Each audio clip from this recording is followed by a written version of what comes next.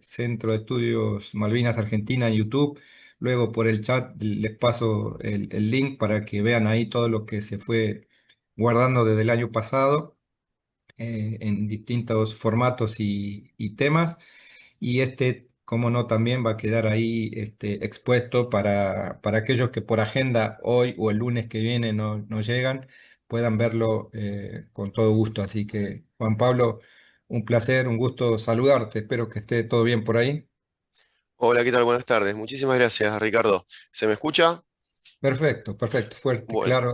Ahora bueno, con... más o menos como para explicar qué es lo que vamos a desarrollar, vamos a dividir en dos clases lo que es el recorte que hicimos de la investigación histórica de las Islas Georgias.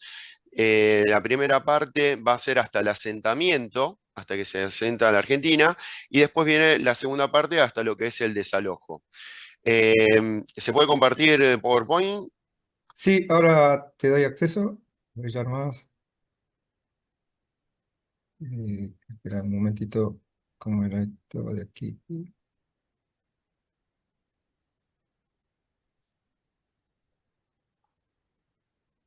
Ahí se ve. A ver, todavía no sale, ¿no?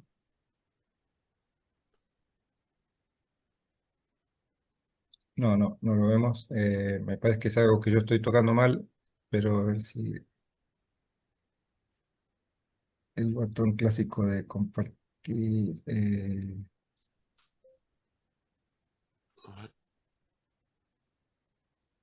Ahí se puede.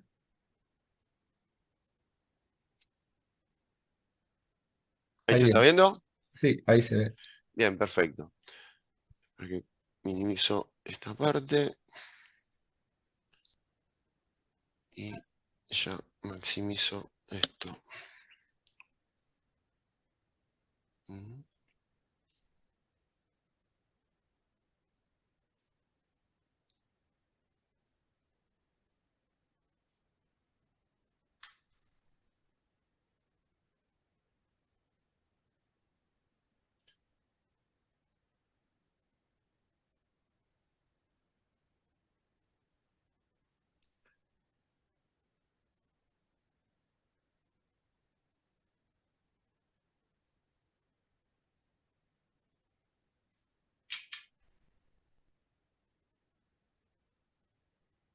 Bueno, ahí se ve ¿Sí? porque no encuentro, no lo puedo hacer que sea total. ¿Lo Ah, ven? Se ve abajo, bien. ¿Se ve? abajo, al lado del 83% tenés un icono, ese es el que expande todo, Juan Pablo. Es. Ahí está, perfecto. Muchas gracias. Bien. Bueno, primero vamos a hablar de qué estamos hablando. Las Islas Georgias es un archipiélago que se encuentra a la misma latitud de la ciudad de Ushuaia, nada más que distante a 2033 kilómetros al este. Se lo considera como un grupo de islas oceánicas, es decir, que no está cercano a la costa, está más de característica eh, adentro del océano. Y a diferencia de lo que son nuestras Islas Malvinas, no se encuentra sobre nuestra plataforma continental, sino que se encuentra sobre una continuidad geológica dado por la cordillera de los Andes. La cordillera de los Andes se hunde en lo que es el Estrecho de Magallanes, resurge en la Isla Grande de Tierra del Fuego, da unos picos más en la Isla de los Estados, otros picos que se van por otro lado y resurge en lo que se denomina una parte dorsal en lo que es las islas de San Pedro, en las Georgias. Esa parte de cordillera, que son de la misma continuidad geológica, se denomina Cordillera San Telmo, en honor a un buque expedicionario español que se cree que es el primero que descubrió la Antártida.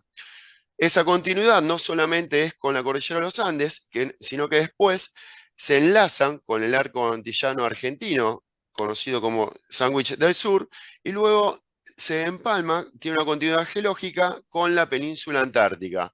Todo por una cuestión geológica que se pudo demostrar y ya fehacientemente tiene una continuidad. Entonces, a diferencia de Malvinas, que está en nuestra plataforma, acá tenemos una continuidad geológica a través de la cordillera de los Andes.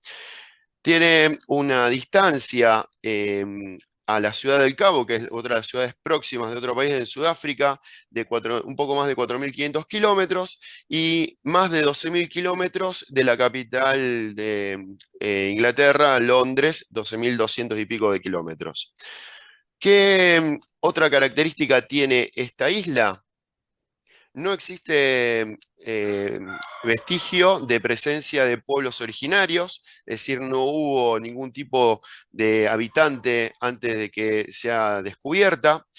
Las características geográficas hacen de que sea empinada, o sea, una cordillera con fiordos profundos, junto con la isla de los Estados, son los únicos fiordos que tenemos en nuestro territorio nacional.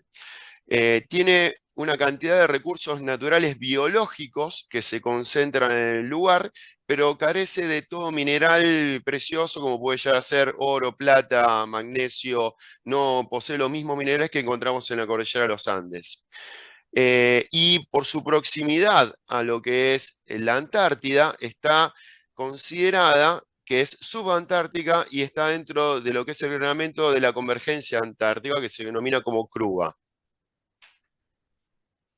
Perdón, Juan Pablo, Sí, ¿podrías presionar lo del PowerPoint porque justo quedó ahí en la primera placa nomás?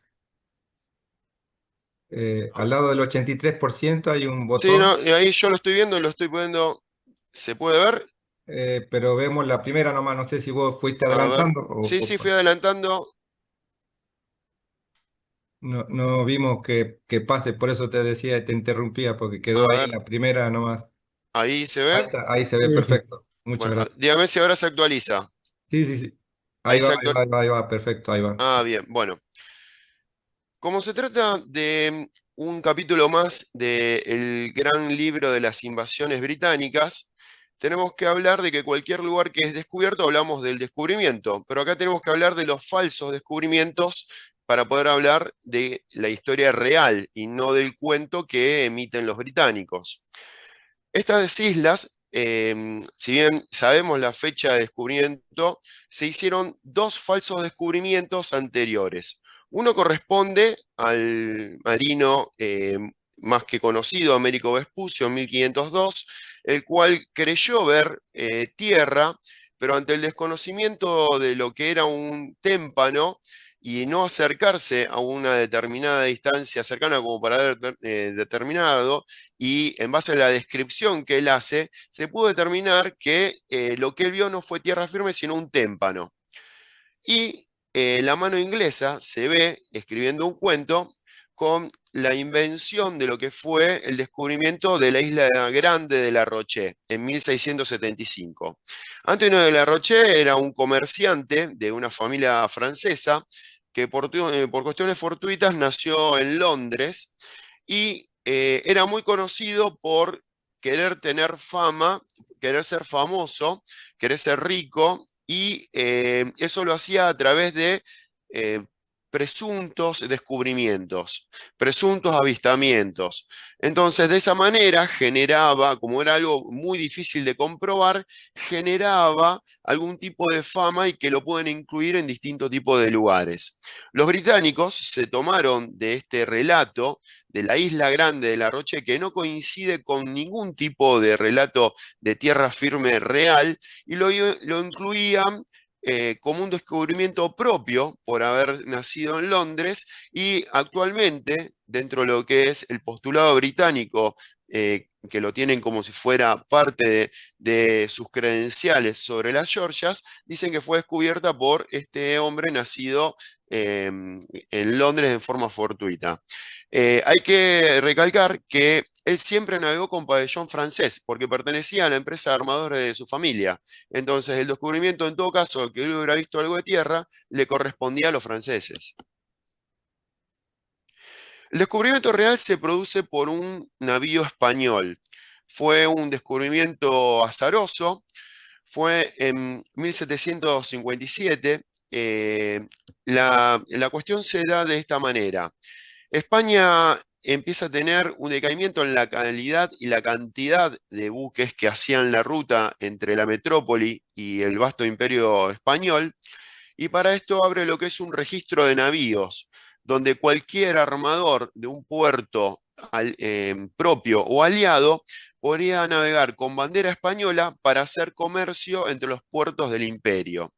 Esto llamó mucho la atención de los navegantes y armadores de flotas de los puertos franceses, particularmente de Saint-Malo.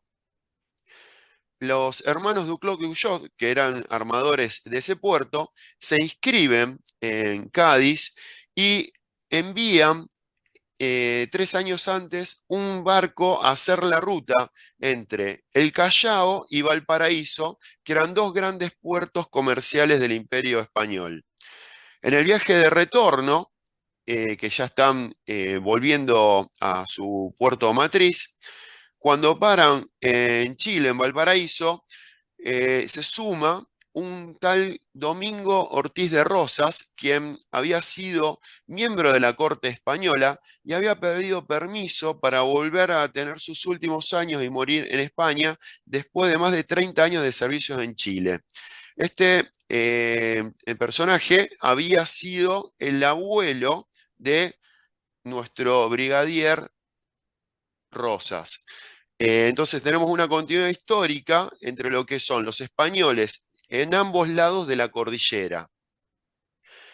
Eh, ¿Qué es lo que cambia cuando sube Domingo Ortiz de Rosas al barco? Es que ya no es más un viaje comercial, sino que pasa a ser una misión de la corte española.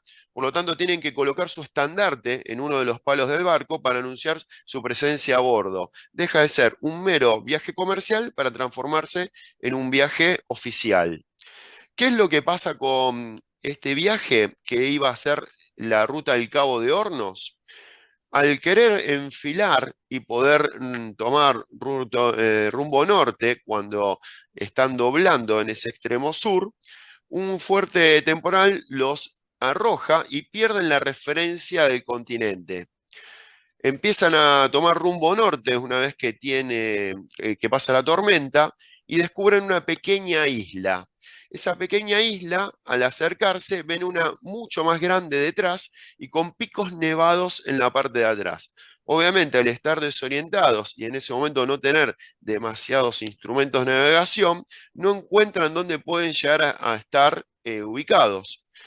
Al otro día, con mayor calma, lo que hacen es rodear, no hacen una circunnavegación, sino que van de oeste a este y obtienen cuánto es el largo de esta isla, obteniendo una precisión muy exacta, ya que le da 160 kilómetros, cuando en realidad tiene poco más de 170. Empiezan a tomar mediciones y a hacer conjeturas y avistamientos, no logran encontrar ningún puerto habitado, no encuentran ningún rasgo humano, nada que se aparezca una construcción, y toman todas o sea, los relatos posibles. Cuando llegan al Cabo Verde y pueden ajustar sus cronómetros, empiezan a ubicar la posición de la isla y empiezan a darse cuenta que es un descubrimiento. Cuando llegan al puerto de Cádiz, el piloto organiza una junta de pilotos y el capitán Gregorio Jerez de la embarcación anuncia el descubrimiento dándole el nombre de San Pedro porque es el día que se refiere al santoral católico que correspondería por la tradición naval darle ese nombre. Entonces, el descubrimiento, si bien fue fortuito, es a través de un navío español. ¿Por qué España no ubican los mapas y no, entre comillas, ocupa este lugar? En ese momento se ha establecido mucho tiempo atrás una bula papal que eh, dividía los territorios de conquista entre el Imperio Lusitano y el Imperio Español a través de una línea. Esta isla quedaba del lado portugués, entonces para no tener ningún tipo de conflicto y como el Imperio Español era muy grande y faltaba mucho ocupar, ellos la ubicaron en el islario, le dieron nombre, pero no tomaron la decisión de formarse, ocuparla o tomar posesión de la misma. ¿Qué es lo que pasa con la usurpación? ¿Por qué la denominamos de esta manera? ¿Se nota el cambio de placa? Bien. Sí, sí, sí, sí. Los ingleses habían tenido un hambre de poder tener territorios propios. Ellos empiezan a querer disputarle el territorio americano a los españoles, pero son repelidos de los lugares que tenían. Tal es el caso de 1770, cuando son repelidos de Malvinas por medio de la fuerza. Entonces, ellos, si bien querían tener su lugar en América, empiezan a explorar otros lugares que no tengan conflicto con los españoles. Tal es el caso de una expedición que hace James Cook, que se dedica en Oceanía a descubrir Nueva Zelanda y a su vez hace el relevamiento de la costa este de la isla de Australia, que era la única parte que faltaba relevar. Eso le había dado a Cook un prestigio dentro de lo que había sido la sociedad científica inglesa, y lo iban a nombrar y lo habían seleccionado para una misión más importante. Años atrás, Francia e Inglaterra habían entrado en un conflicto militar y España entra en ese conflicto a apoyar a Francia.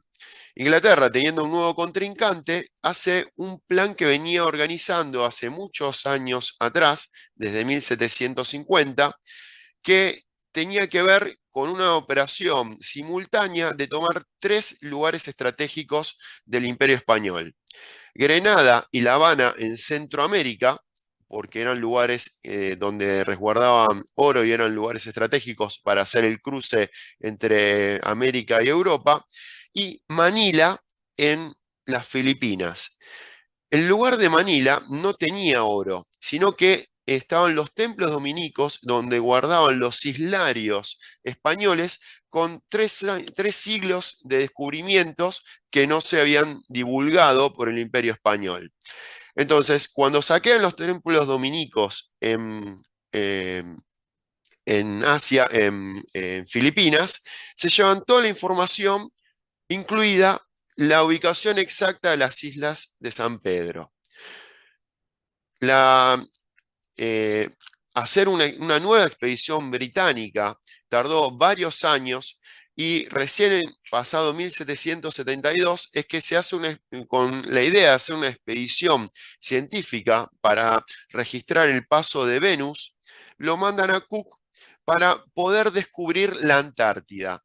En base a toda la documentación y todos los descubrimientos de las navegaciones españoles, los ingleses estaban convencidos de que había un sexto continente en el Polo Sur. Lo envían a Cook, que hace distintas penetraciones australes a gran latitud sin poder descubrir la Antártida.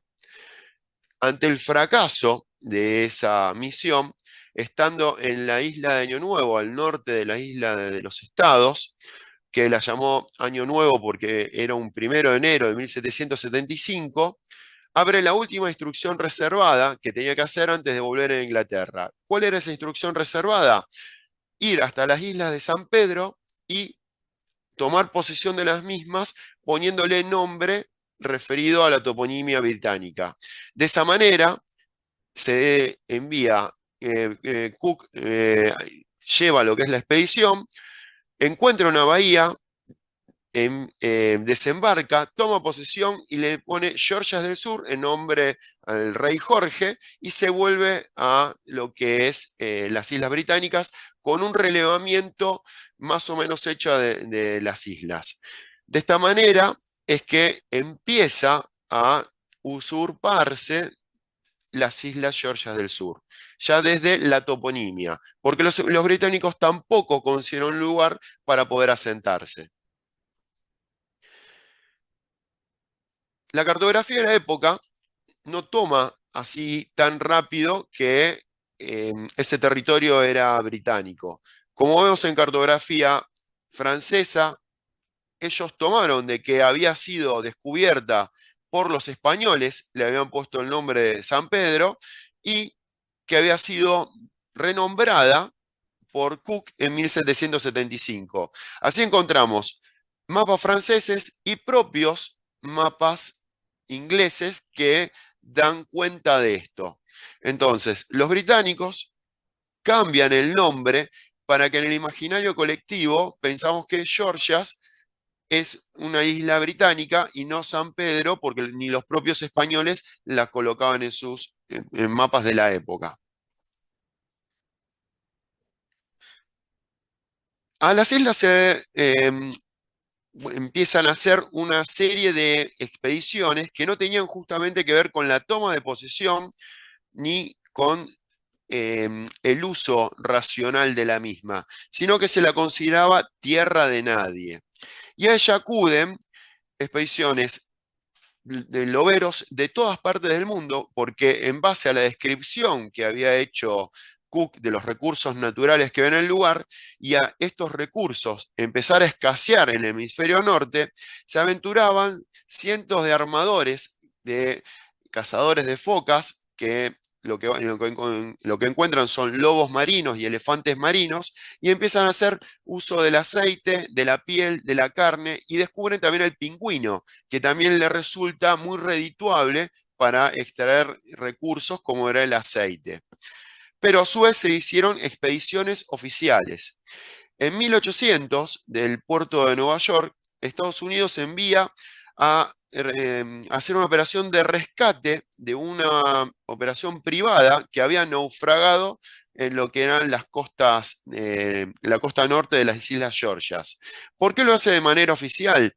Porque tenía que reclamar la carga que tenían las bodegas ese navío que había perdido. Entonces, para que no sea saqueado y no se considere que se hacía piratería, lo hicieron de una manera oficial. En 1819 se da una expedición oficial, esta vez del Imperio Ruso, pero esta vez no tiene nada que ver con lo comercial. El joven emperador ruso, después de haber vencido militarmente a Napoleón, tenía una ambición que tenía que ver con darle prestigio a su armada y de esta manera quería hacer descubrimientos navales y que el mapa se llene de cartografía de nombre ruso. Para poder ir al hemisferio sur y poder llegar a este lugar, le pidió permiso a Fernando VII, que en ese momento estaba en guerra contra las Provincias Unidas, para poder registrar, navegar y visitar el lugar. Eso lo que marca es que para Rusia, en ese momento, esos territorios no pertenecían a Inglaterra, seguían perteneciendo a España. De esa manera, los rusos lo que hacen es marcar los errores que había tenido en el primer relevamiento cartográfico Cook y empiezan a explorar la cara sur, que Cook no había llegado a hacerlo, y empiezan a poner toponimia de ascendencia lengua rusa en el lugar. La tercera expedición oficial que se hace tiene que ver con el propio Luis Bernet, que en su primer viaje a Malvinas, con el título de comandante bajo el brazo, tiene que hacer una expedición de rescate. Uno de sus asistentes, de apellido Brisbane, era un británico que había naufragado haciendo caza de cetáceos en las Islas Georgias y con los restos de su embarcación habían hecho una embarcación más pequeña, la cual no pudieron subir todos y la idea era que puedan llegar a un puerto, dar la información y poder venir a rescatar al resto de los náufragos. Con esa pequeña embarcación que pueden hacer, Brisbane llega hasta Carmen de Patagones.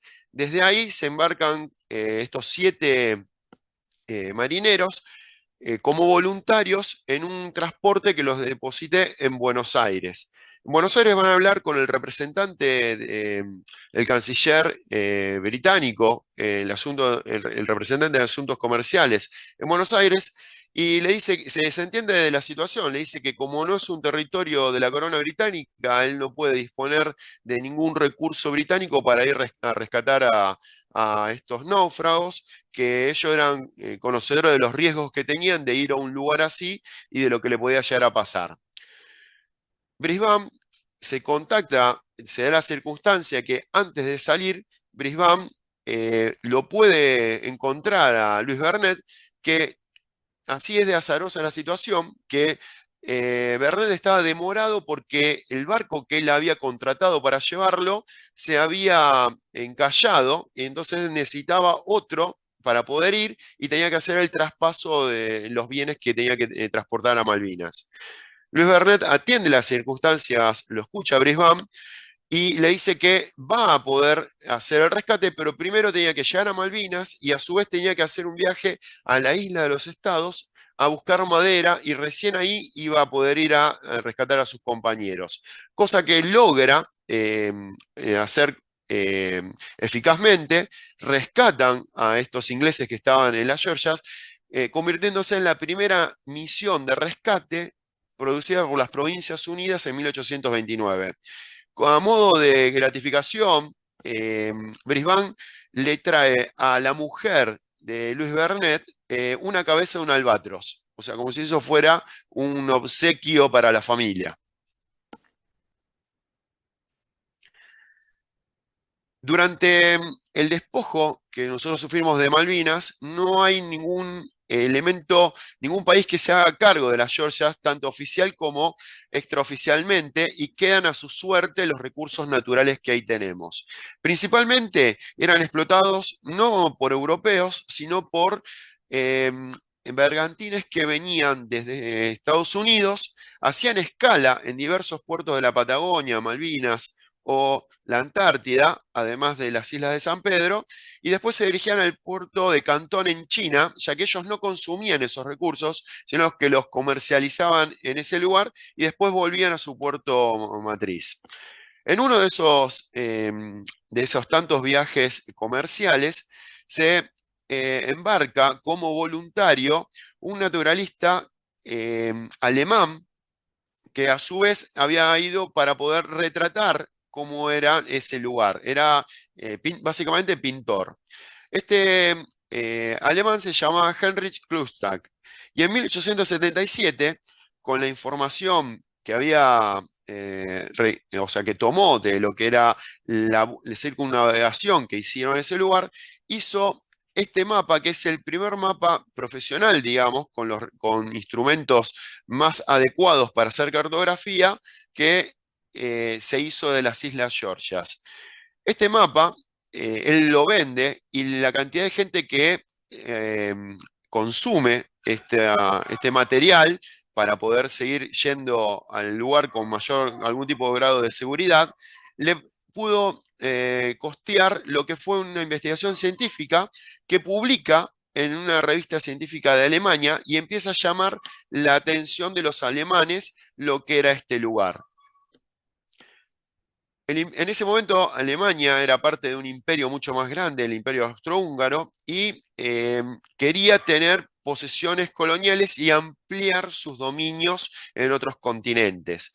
Como esta isla no había nadie que se haya hecho efectivo en el lugar, a través de la ciencia, en lo que en ese momento fue el año polar internacional, que era 1882-1883, los animales destinaron una misión científica al lugar y pasa a ser el primer asentamiento oficial de un país en el lugar.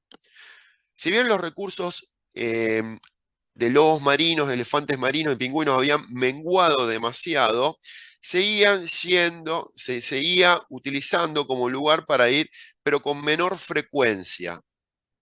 Los alemanes encuentran un lugar para sentarse y pasan un año y medio realizando investigaciones de la isla, ya sea de distintas ciencias variadas, desde glaciología, geología, arqueología, todo tipo de expedición científica que se podía incluir en esa misión se hizo con la excusa de poder también registrar, como había hecho Cook un siglo y medio atrás, el tránsito de Venus. Pero esta vez lo hacían de manera oficial.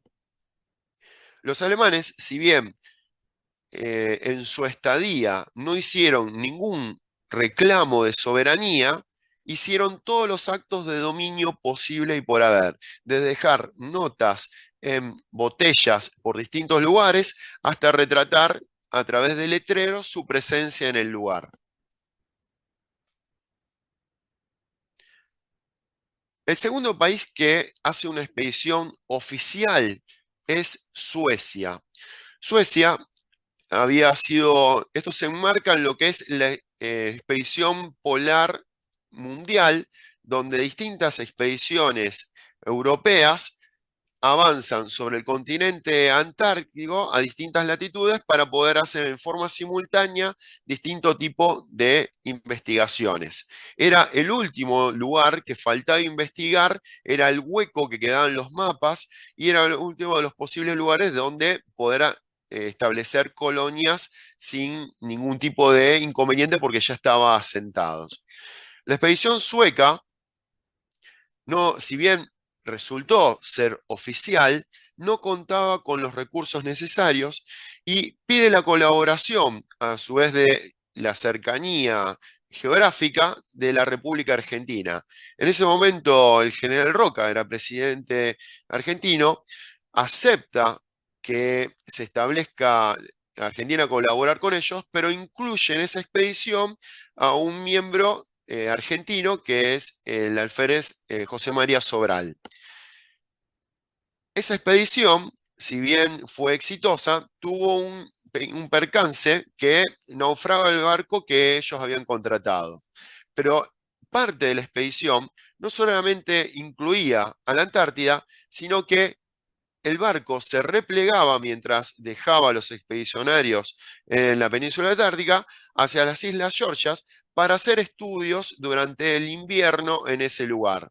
De esa manera, tres suecos con un asistente Kelper pasaron el invierno en ese lugar realizando relevamientos cartográficos, haciendo lecturas meteorológicas y sobre todo poniendo toponimia. Lo que tenemos a la derecha es uno de los científicos suecos que posa junto a una de las calderas que utilizaban los cazadores de lobos para fundir la grasa y obtener el aceite de los lobos marinos, y de esa forma bautizan el lugar Griptiken, que significa bahía de las ollas o bahía de las cacerolas. De esa manera, el lugar más importante, el más amigable, que más refugio tenía, pasaba a ser de toponimia escandinava, precisamente sueca.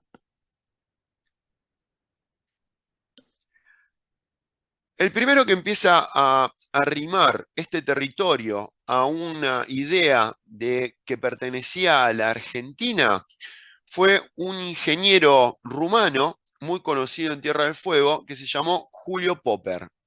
Julio Popper, además de ser uno de los que estableció la explotación de oro en Tierra del Fuego, tenía otras intenciones de, en la cual diversificar sus negocios.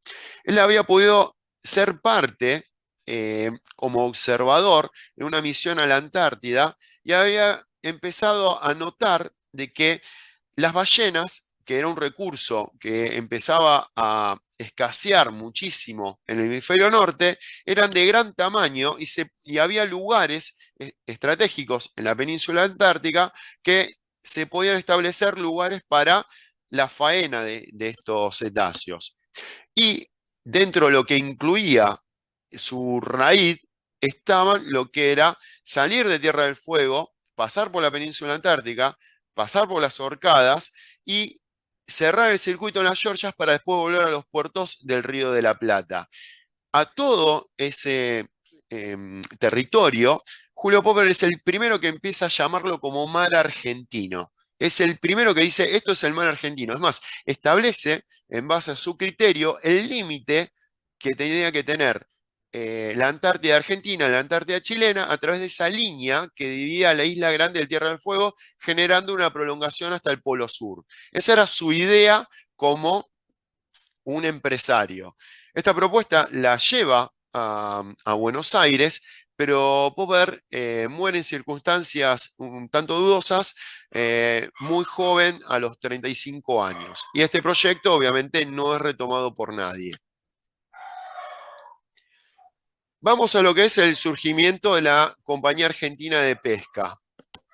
Como dijimos, la expedición sueca había sido comandada Y ese capitán, era una expedición, entre paréntesis, privada, estatal, y habían contratado un marino que tenía experiencia en navegar en aguas polares, tanto nórdicas como antárticas, que era Karl Larsen. Karl Larsen era un noruego que se había dedicado desde temprana edad a ser capitán de embarcaciones. Primero se había dedicado a la industria peletera, o sea, la caza de focas. Después, en esa carrera, asciende a buques de mayor tamaño y se dedica a la caza de cetáceos. En Escandinavia, en toda esa zona, se caza mucho lo que es la ballena minke, que es una ballena eh, mediana a pequeña, y lo hizo toda su carrera en navieras que se dedicaban a la explotación de este recurso. Llegó un momento que el recurso se agota y se toma una resolución ministerial de que se produce una veda de varios años. Entonces, toda la industria que se dedicaba a la caza de ballenas tiene que empezar a buscar otro rumbo. La idea que se había establecido era, había primero surgido en Escocia, de hacer una expedición comercial a la Antártida para explotar ese recurso en las aguas australes, ya que nadie, ningún país del extremo del cono sur se dedicaba a la explotación de este recurso. Los noruegos se habían sentido heridos orgullo, ya que consideraban que era patrimonio nacional la caza de la ballena, porque se desarrollaba desde la época de los vikingos, y todos los navieros noruegos formaron un consorcio y establecieron una expedición comercial que hace que vengan a la Antártida. El designado comandante de esa expedición es Karl Larsen. La expedición se realizó en 1892, exploraron la península antártica, establecieron los recursos, encontraron ciertas otras exploraciones, vieron sobre todo puertos que le pueden llegar a ser útiles, pero no fue para nada exitosa desde lo comercial, ya que la cantidad de carbón que tuvieron que gastar hizo que no pudieran saldar la diferencia con los barriles de aceite de ballena que habían establecido. Una vez más, los británicos fueron los beneficiados, ya que eran los que proveían el carbón en ese momento.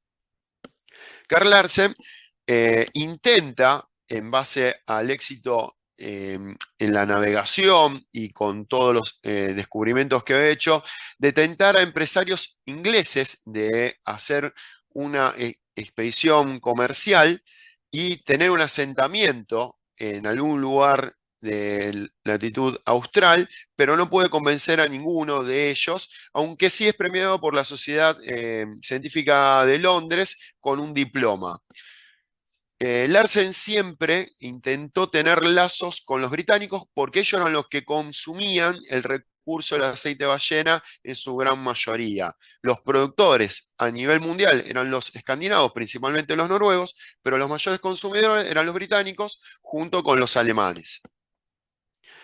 Karl Larsen, cuando es rescatado de la expedición científica sueca, que es hecha por la corbeta uruguaya en el mando del capitán Irizar, en uno de los tantos cócteles, agasajos y cenas que se hicieron en Buenos Aires para festejar el suceso, toma el micrófono, toma la palabra y empieza a decir que por qué los argentinos no explotan el recurso natural de las ballenas que las tienen a sus puertas, que la ballena franca austral es de mayor tamaño que la minke y que eso daría ganancias siderales y que él era la persona mejor indicada para llevar adelante ese negocio porque lo conocía a la perfección y era un gran navegante que sabía dónde producir, dónde vender y dónde asentar esa factoría en este lugar austral. Automáticamente muchos argentinos de la élite social que estaban en capacidad de poder invertir por las grandes cifras de dinero que tenían, se entrevistan con Larsen. Larsen tiene la colaboración de su compatriota Pedro Christoffersen, quien era representante de lo que era Noruega, Suecia y otros consulados más en nuestro país. Y dentro de los que lleva a entrevistar para poder presentar este postulado que él tenía, esta propuesta comercial, encuentra eco en Tornskinn, quien era un argentino que era descendiente de suecos y que había tenido una educación prusiana. Tornskinn tenía una definición dentro de lo que eran los empresarios, que no se dedicaba solamente a criar vacas, era un desarrollista, un industrial. Dos ejemplos de los negocios de Torkins. Él, por ejemplo, había descubierto, o mejor dicho, no descubierto, había visto que Argentina importaba el azúcar para los fines del siglo pasado.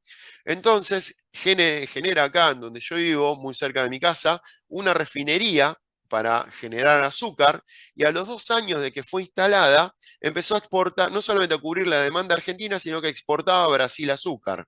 Otro caso es el de la cerveza Bieker. En Argentina, en los puertos que demandaban gran cantidad de cerveza, se consumía cerveza importada, mayormente británica. Entonces, había épocas de escasez cuando no se llegaba a proveer de cerveza. Y no tuvo la mejor idea que empezar a producir en Argentina, compra una fórmula alemana en nombre de Bieker y empieza a producir cerveza nacional. Esa era la mentalidad prusiana que tenía Tornskinn. Cuando le llevan esta propuesta, él lo consideró viable, sabía que tenía un gran riesgo, por eso quiso compartir riesgo con otros empresarios, pero sabía que era muy viable porque lo conocía desde sus orígenes. Eh, el proyecto que había establecido Larsen era de otro nombre y termina cambiándola por Compañía Argentina de Pesca, porque si el proyecto se tenía que modificar su rango de acción, o sea, cambiar a otro lado, la pesca abarcaba mucho más y podía virar sin mayores inconvenientes.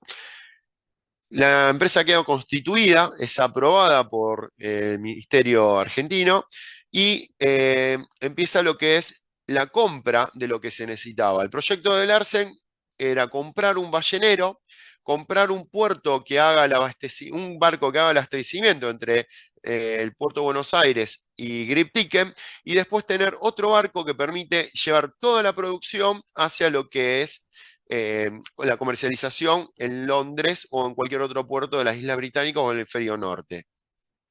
De esa manera empieza lo que es la primera empresa argentina que iba a comercializar, industrializar la ballena. No solamente era el primer emprendimiento argentino sobre recursos del océano, sino que se iba a establecer en un lugar que hasta ahora la Argentina nunca se había establecido, que era en un lugar remoto del Atlántico Sur, las Islas Georgias. Al enterarse de este emprendimiento comercial, la oficina meteorológica en ese momento dependía del Ministerio de Agricultura y había muchos proyectos para la difusión científica y el aprendizaje de los lugares remotos que todavía no se tenía conocimiento. Por lo tanto, ellos ofrecieron a la empresa, básicamente a Tornskinn, instalar una oficina meteorológica en el lugar sin que esto a la empresa le tenga ningún costo para poder entender beneficios mutuos. ¿Cuáles eran los beneficios que iba a tener la compañía? Iba a tener un reporte actualizado diario todos los días para poder salir a navegar y que los barcos optimicen las salidas a mar adentro. Y de paso, la oficina meteorológica se queda con los reportes para empezar a hacer compilaciones, y esas compilaciones les servía para tener prestigio en en todos los foros científicos de meteorología a nivel mundial. Argentina ya en ese momento, para 1905, tenía una estación magnética y meteorológica en Islas de los Estados, particularmente en el Año Nuevo, otra en las Islas Orcadas, y este iba a ser el tercer observatorio en el Atlántico Sur de lo que era la parte meteorológica. Lamentablemente no se estableció, al igual que en los otros dos observatorios, un observatorio magnético para poder tener datos de ese lugar. Esa oficina no se puede trasladar en el primer viaje que hace Larsen a las Georgias porque no había más espacio. Todo el espacio disponible fue destinado a la primera factoría que se tenía que instalar. ¿Cuándo es que se instala la factoría argentina? Perdón, la oficina meteorológica argentina. En base a los cálculos que había hecho Larsen, habían llevado todo el carbón necesario para un año de producción.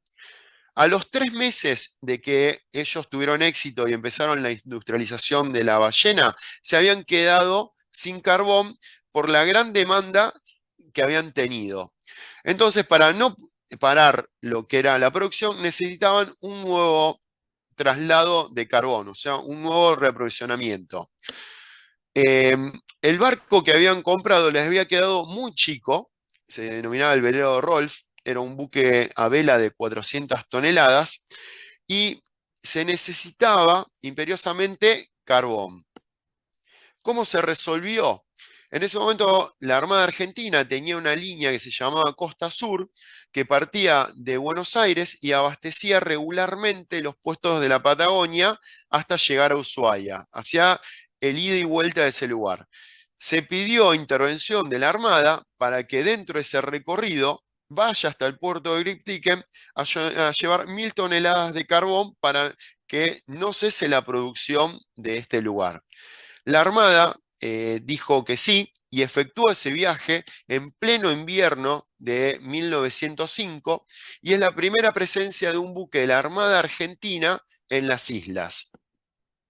En ese buque, en ese viaje, es que se traslada todo lo que es la oficina meteorológica, o sea, que había sido un edificio preensamblado, que es el que vemos en imagen en este lugar. Esa es la primera oficina, el primer asentamiento oficial argentino en el lugar. La Armada, mientras se producía una esforzada carga y descarga de carbón, genera un relevamiento por los alférez que había arriba del barco, dentro de la plana de oficiales, y empieza a generar topografía nacional.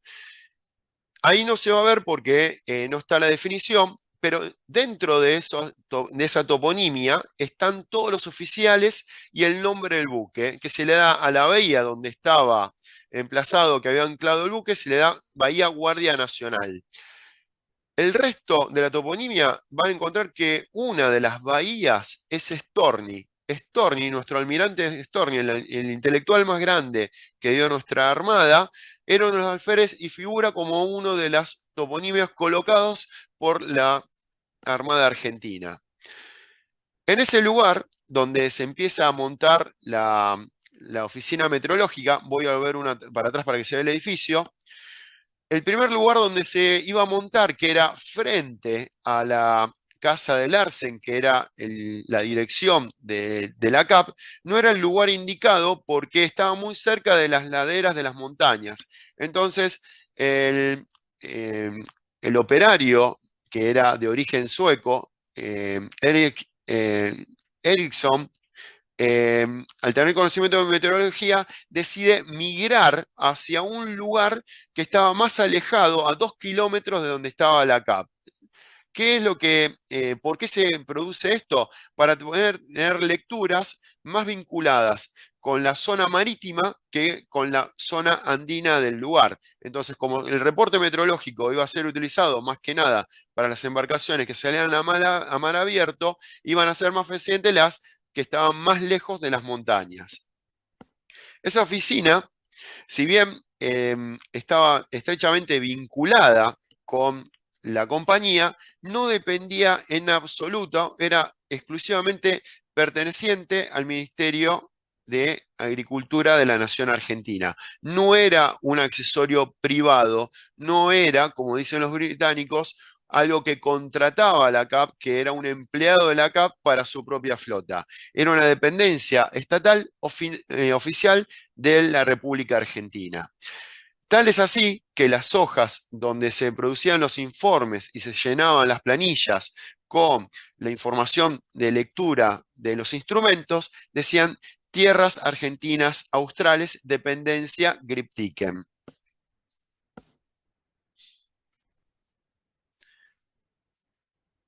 De esta manera, la proyección argentina hablaba de su forma de estudio científico.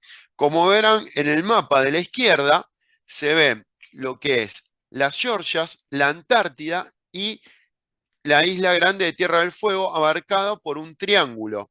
Eso es lo que se proyectaba que Argentina tenía como zona de estudio polar científico oficial. Del lado de derecha vemos el plan de la Armada de poder tener oficinas magnéticas y meteorológicas en 4 puntos distantes.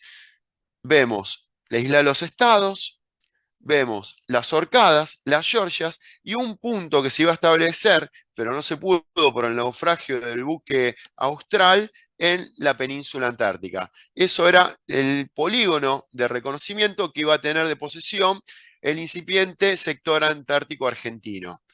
Esas eran las planificaciones que se hacía en el mismo 1905.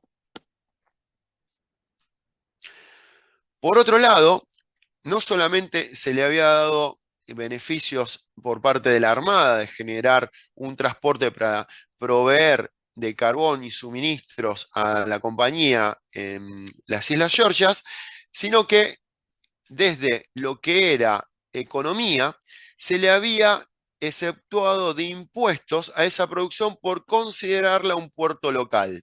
Hay una anécdota muy interesante que cuando recaen los primeros barriles con aceite de ballena al puerto de Buenos Aires para poder ser trasladado de un buque menor a un buque mayor, no los operarios que estaban controlando las cargas no entendían qué era Griptinken porque no figuraba en ningún mapa. Los mapas argentinos no tenían esa toponimia y las Islas Georgias nada más decían Islas Georgias, no tenían ninguna toponimia argentina y el puerto de Griptinken no había estado registrado. Entonces perdieron un día esas cargas para poder ser exceptuadas hasta que salió una resolución de que todo cargamento que venía de barcos de la CAP con aceite de ballena eran exceptuados por ser provenientes de un puerto local.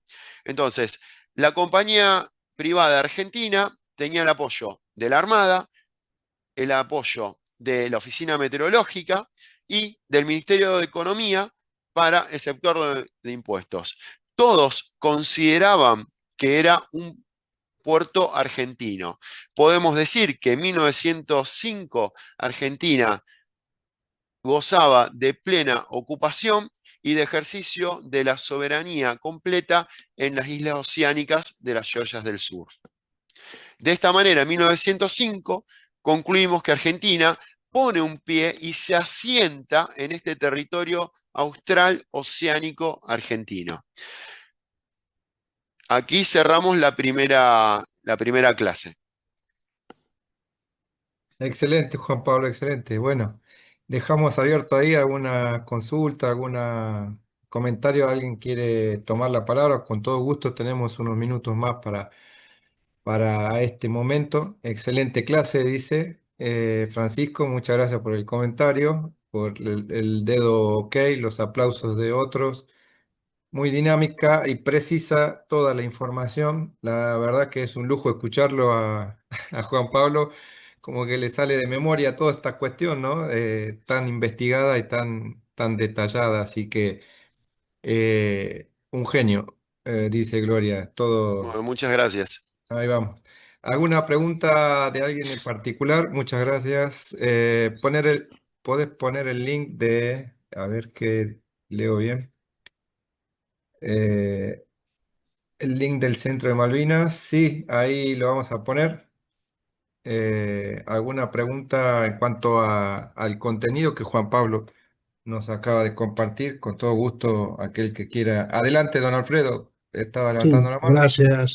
Una consulta, Juan Pablo. Sí, cómo no. En el último plano mapa que presentó, hay dibujadas unas poligonales y una de ellas es prácticamente un meridiano. ¿M? Estoy hablando de la península antártica y la prolongación hacia el continente. ¿M? Eh, En los reclamos, me imagino que será parte de la próxima clase, ¿no? En los reclamos argentinos hacia la Antártida y demás, siempre se ha considerado la prolongación de la cordillera de los Andes como un derecho nuestro de todo lo que esté del lado, digamos, del Atlántico, ¿está? ¿Eso es correcto o es una interpretación equivocada? No, ese plano que eso era un folleto que carece de rigurosidad geográfica, hecho por Julio Popper para poder presentar su folleto de industria de casa peletera y pasar a lo que era la casa de ballenas. Él, básicamente, eso que hizo, lo hizo a mano, ni siquiera calcó un mapa. Entonces, la idea de esa línea que él traspasa es una cuestión de que salió de su sentido común, por decirlo de una manera. Tiene cero rigurosidad. Lo importante que podemos o sea, rescatar de eso, de ese croquis que él hizo, es el primero que empieza a llamar mar argentino. El primer Sí, mortal que escribe mar argentino en castellano. muy bien, muchas gracias. No, de nada. Muy bien, muchas gracias, Alfredo. Le damos la voz ahí al doctor don David Carlos Pellicer. Adelante. Sí, gracias Ricardo. Muy buena exposición, profesor. Lo felicito. Muchas gracias. Simplemente, si me puede desasnar de algo. Debido a los sucesos de 1982 que ocurrieron en Great Viken, siempre se comentó que Bahía de las Ollas era un término de origen noruego. Ahora usted me está desasnando y no es de origen noruego. Tal vez las factorías balleneras que estaban ahí en el 82 eran de origen noruego, pero el término Bahía de las Ollas o Great Viken es de origen sueco, entonces. Sí, efectivamente, hay una diferencia. Si bien a nosotros nos parece que son todos vikingos, entre ellos tienen muy marcadas las diferencias y una tiene que ver mucho con el idioma. Griptiken, Bahía de las Ollas, es en sueco. Fueron en la expedición tres científicos, de los cuales uno era el representante del rey Oscar, porque era un oficial de artillería que a su vez tenía conocimientos en cartografía, fue dispuesto oficialmente y fue el que él le da a ese, a ese lugar, Bahía de las Ollas, Griptiken, que es en sueco. Eso lo podemos ratificar. No es noruego, es sueco. Muchas gracias. De nada. Muy bien, perfecto.